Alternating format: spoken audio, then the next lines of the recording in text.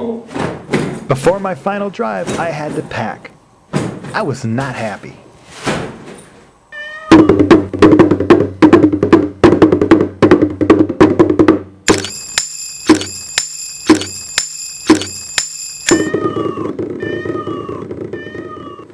I left my room and went out for my last safari drive in India.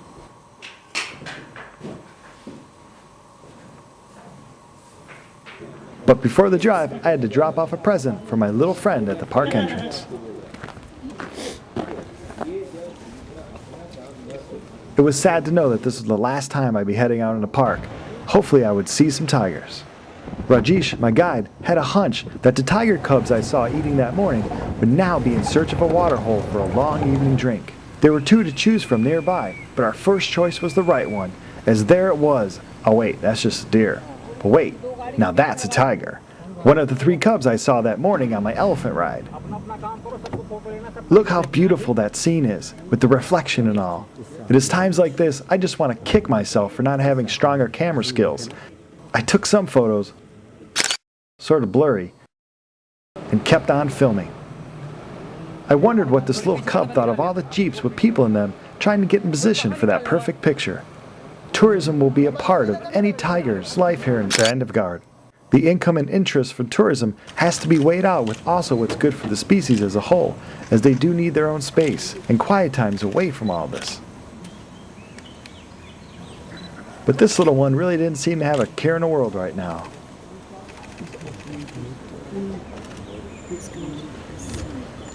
The first cub had his drink and was eager to cross the road, but not before stopping for the paparazzi and their hundreds of camera clicks.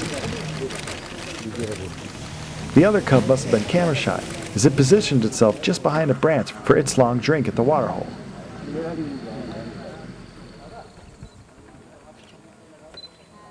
This whole scene was well attended.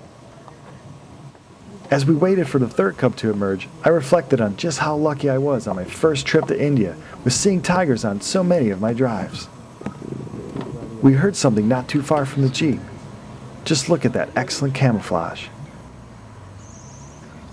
When I turned around, I'd realized a lot of people had left the scene. I had this crossing all to myself. I set the video camera up on the spare tire and sat back and enjoyed this sighting without holding a camera up to my eyes for a change. It was great. We then left to explore a cave that was once used centuries ago as housing for employees of the Maharajas and kings. A cave that only after I was inside was told it was the current housing for bats. Ah, bats. So outside the cave, I posed for a picture with the excellent driver Balu and my guide Rajesh. I had them for all my drives. I can't thank them enough, along with the people at Wild World India, for this amazing trip. But just when I thought my cat time was over, this little young jungle cat was blocking the road.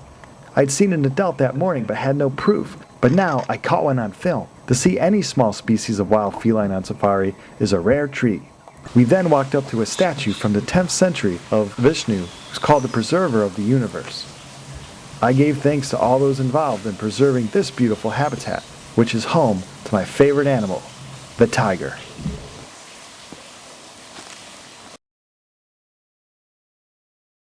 Well, I hope you enjoyed the series Safari India. For me, it certainly was a dream come true to see a wild tiger. And I would strongly suggest if anyone out there, yet pick a favorite animal and you go and travel and see that animal in the wild. It's an amazing experience. And if you need help with that or any advice, feel free to email me here on YouTube. Now this is how I think we can keep saving the wild tiger. First, we got to keep up the protection. These tigers breed well on their own. We just need to protect their habitats so that their populations can continue to grow. We need to stop all levels of the illegal trade in their parts, from the poachers shooting them and the corrupt officials letting this trade go on from country to country. We need to also streamline conservation efforts. I've received some reports that people donate $1 and only 15 cents of that is making to the important field projects. We need to be better with that, so when we contribute to these large conservation organizations, if we haven't found a smaller project to support, that we keep on them, so that your hard-earned money is being used in the field and not all on advertising and administration costs. Anti-poaching patrols should be well funded, along with those community programs, so that locals can see a benefit from keeping these amazing predators alive. Closer to home here in the US, we need to make sure that every place that has tigers needs to be contributing some way to their conservation in the wild. Realistically, in many zoos, they are one of the top reasons why people are coming in, so we are obligated to give back to them. We also have way too many tigers here in the US outside the accredited breeding programs like the SSPs. We have tigers used in circuses, ones that pet a tiger cub opportunities to see at state fairs and malls, and even ones that people will consider their pets. And when they're no longer useful to their owners or they're taken away, they're filling up the few good sanctuaries and rescues we have here. And all those white tigers and overbred generic tigers, they're subtracting time and resources from real tiger conservation. So please read this video's description for more cool information and lots of useful links to help you save the tiger. And as always, thanks for watching.